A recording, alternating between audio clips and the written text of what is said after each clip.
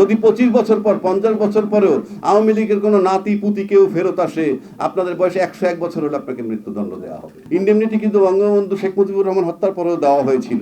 ইন্ডেমনিটিতে কিচ্ছু আসে যায় না। অ্যাডভার্স সরকার আসলেই আপনার বয়স 70 হলো, ওই আসিফ মাহমুদের বয়স 70 হোক, তাকে নিয়ে আমি ঝুলিয়ে দিব। বঙ্গবন্ধুর জাতির পিতা হিসাবে বাদ দিলেও এবং ছবি ঝুলাবেন না কালকে থেকে, কিন্তু এই সরকার 17ই ফেব্রুয়ারি আপনারা ওত দিয়েছেন, সেই থেকে এ পর্যন্ত যে চলমান অপরাধ করেছেন, সংবিধান ভায়োলেট করছেন, সেটার জন্য শাস্তি পেতে হবে।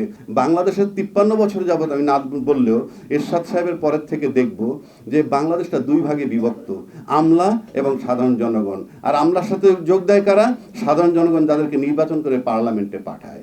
তখন আমলা আর ওই সরকারের প্রতিনিধি একত্র হয়ে যায় তারা ইসরায়েল, আর দেশের বাকি জনগণ হলো ফিলিস্তিন।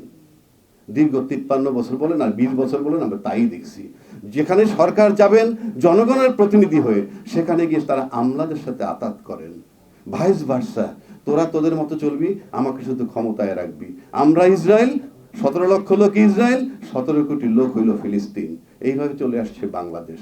এখন দুই পক্ষের বাঁচার উপায় কি? দুই পক্ষ মানে কাদেরকে বলছি আমি? দুই পক্ষ বলতে ছাত্র আন্দোলন করেছে, তাদেরকে নাকি আবার ইন্ডেমনিটি দিবে। আর ইন্ডেমনিটি মানে কি? দায় মুক্তি। দায় মুক্তি মানে আমি অপরাধ করছি, আমি অপরাধ তো করি নাই। কারণ আমি তো সরকার বদল চেয়েছি, আপনারা সবাই চেয়েছেন।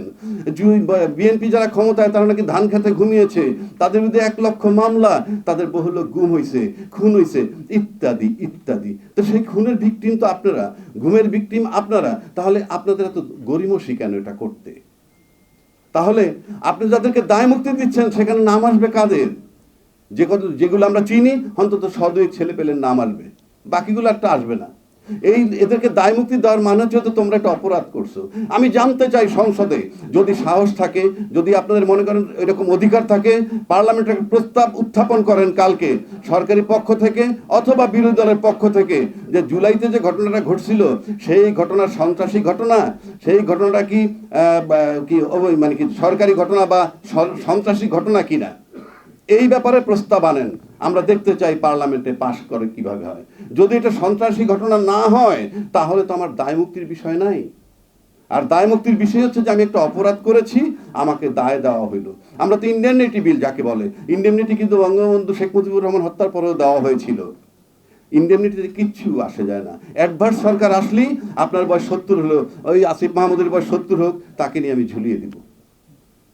কিন্তু আমার প্রশ্ন হচ্ছে, দায় মুক্তিটা কিসের? আমার তো দায় নাই। আমি দেশকে মুক্ত করেছি, জনগণকে মুক্তি দিয়েছি, সেটার জন্য যদি আমার দায় মুক্তি সনদ নিতে হয়, এটা ট্র্যাজেডি। এইবার আসেন, যারা, এটা হলো ছাত্রদের জন্য, তাদের দায় মুক্তি, অর্থাৎ তাদের মুক্তি পাওয়া দরকার। আবার সরকারে যারা আছেন, তাদেরও মুক্তি পাওয়া দরকার। একটু আগে বলেছি, আপনি সংবিধান ভায়োলেট করতেছেন।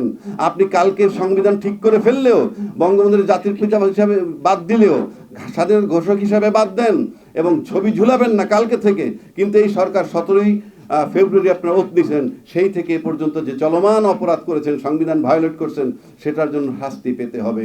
যদি 25 বছর পর 50 বছর পরেও আওয়ামী লীগের কোনো নাতি পুতি কেউ ফেরত আসে, আপনাদের বয়সে 101 বছর হলে আপনাকে মৃত্যুদণ্ড দেওয়া হবে।